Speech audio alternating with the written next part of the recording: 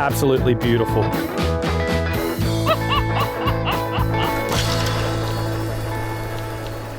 Hey guys, I'm Mickey. Welcome back to Intro to Fly Fishing with Tom's Outdoors. Now so far, we've learned about rods, we learned about reels, lines, we know how to cast them, mend them, and we know about flies. Now we're gonna look at how to present a dry fly, a nymph, and a wet fly to a fish. Now today guys, we've picked one run on the river, and we're gonna pick it apart from top to bottom, starting with a floating fly, a dry fly, going to a nymph, a sinking fly, and finally finishing off with a wet fly. So to start off, as you might on any river, you get here, you're not quite sure what's going on, we might put on a dry fly and start searching with a dry fly. This is one of our favorite searching patterns. It's called a Chernobyl by Cat 3. And the most common way to fish a dry fly is upstream. Most of the time, trout sit facing upstream, so if we come in behind them and fish upstream to them, they're not looking at us, we can put the fly up there, they'll see the fly and eat it. That's the plan. Now at the moment, this is the Tumut River at low flow, but it's a great analogy for the Yucumeen River, the Threadbow, classic little riffle, and a lot of different places for the trout to hide. Starting off searching with a dry fly is always a great option. Whenever you start, you're going to start with a very short cast. Just doing that overhead cast that we've learnt in our videos so far. I'm going to cast directly in front of me, a little bit upstream, just searching this soft water. And I don't need to do much. I don't need to strip in much slack line or anything. I'll do a little mend that we've learnt in our last video too, to keep that fly drifting along nicely. The goal here is to have that fly drifting along like it's not attached to anything. If that means I need to mend, if that means I need to strip line, or if it starts to drag, then I'll recast. Now I'll do a short cast like that. I've covered the water right in front. Now I've got some better little bubbly water over there. I've got a nice seam and bubble line. I'm gonna pull off a few more foot of line and I'm gonna cast upstream. I'll let that drift down. Oh, looks like it might start to drag there. I'll give it that mend downstream. Good, it's drifting along. Cool, no dice. I'll put another one a little further over this time. Now you notice I'm not casting exactly upstream anymore. I'm searching across the river too. With a dry fly, you can usually fish it up, definitely fish it across too. You don't quite as often fish it downstream because it's gonna drag. There are exceptions to that rule, but we won't look at them today. Now, I've gotten a good distance of line out with my dry fly. I'm searching really nicely, just doing that standard short overhead cast that we looked at in our videos. What I could do if I wanted to fish further up is pull off a bunch more line, but that's gonna take me too long and I don't wanna cast that far. Instead, I just take a couple steps upstream and I start again. All I'm doing is searching as I go. So I shorten back up, I haven't hit this water yet. I do one short cast, little mend, little roll cast, do a cast further over and a mend. I'm gonna pick up a bit of slack. That fly's drifting along nicely like it's not attached to anything. Nothing doing, one cast almost straight across. Let's see if there's one right in the bubbles. Little mend, drifting along, mend again, couple more steps up. And we can just keep doing that, searching up the river like that with a dry fly.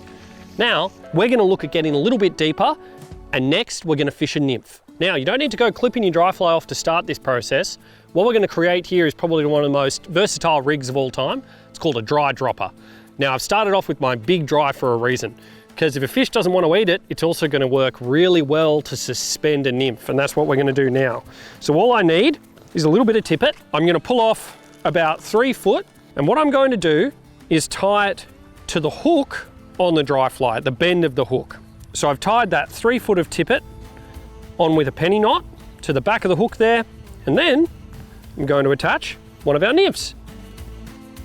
I'm going to go with a pretty standard Hoover, which is an awesome little pheasant tail nymph with a little bit of weight to it. With the dry dropper, I'm not going to fish that deep, because if this doesn't work, I'm going to go deeper again. So this is just to search a foot or two under the water. Now, you might ask, if I only want to search a foot or two underwater, why did I pull off 3 foot of tippet? And that's because this nymph isn't going to sink 3 foot down. Because of, hydrodynamics and physics and all this cool stuff that's going on with the water, this fly is going to float on top and this nymph will sink, but not straight down like that. It's going to kind of waft around on a bit of a 45-degree angle down here. In really, really slow still water, it might sit all the way down there, but most likely it's just going to drop down a foot or two. Now, The way we fish this is extremely similar to how we just fished the dry fly.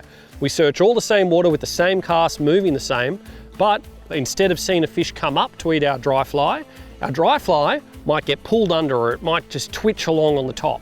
It works like a float and shows us when our nymph has been eaten, and that's when we're going to strike. So I'm casting up to this soft little inside edge, searching that first. I've searched this with the dry fly, but now that nymph's getting down a little bit deeper. In fact, I can see it just ticking the bottom in that soft water. So I'm going to put it a little further up, over into the more broken, faster water. And we'll see if there isn't a fish sitting down there looking for a nymph. That dry fly is bobbing along nicely. Nothing's grabbed that nymph yet. Okay, so I'm going to put my last cast straight across into the heavy water, just like before with the dry. But now I've got that nymph down there doing some serious sneaky business. No dice. Let's keep searching up. Again, I'll start in short and work my way across, using those mends to control that line on the water. I want that dry fly to drift along like it's not attached to anything, and that way I know that nymph is getting nice and deep and it's behaving naturally.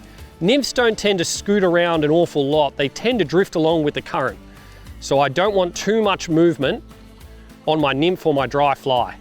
So that's how we fish with a dry dropper. Now this is going to work fantastically if you come to any river you've never fished before, because you're getting the 2 for 1. You'll see if there are fish looking up on the surface, and you'll get a nymph down there just in case they're not.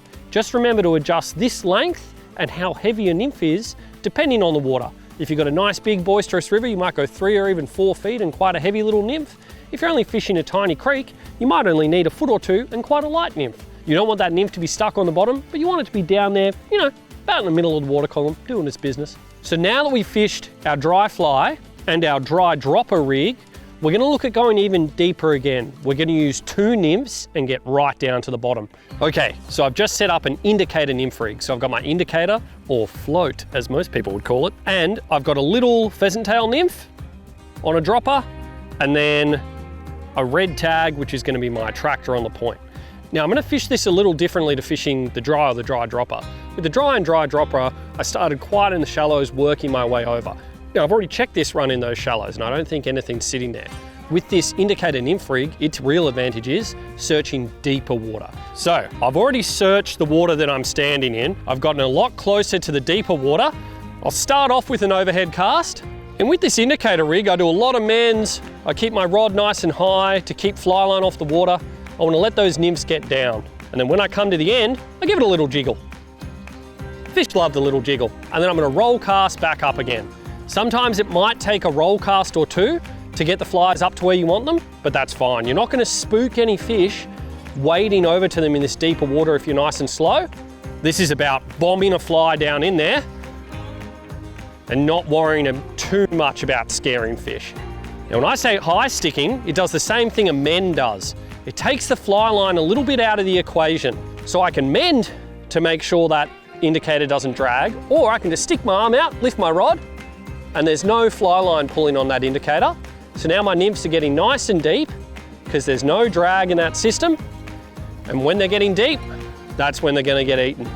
So I'm going to mend, high stick, and then all importantly, give it a little jiggle.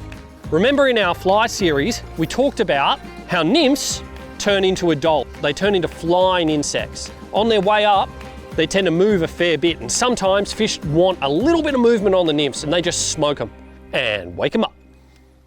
Okay, so I fished through that run with our indicator nymph rig. Let's learn about our final type of fishing that we're going to work on today, which is wet fly fishing, also known as streamer fishing or swinging. This is actually how fly fishing was invented. A lot of people mistakenly think that dry fly fishing is the original form of fishing. They would be wrong. Streamer fishing is where it's at. Some would say it's also one of the coolest forms of fishing. I am one of those people.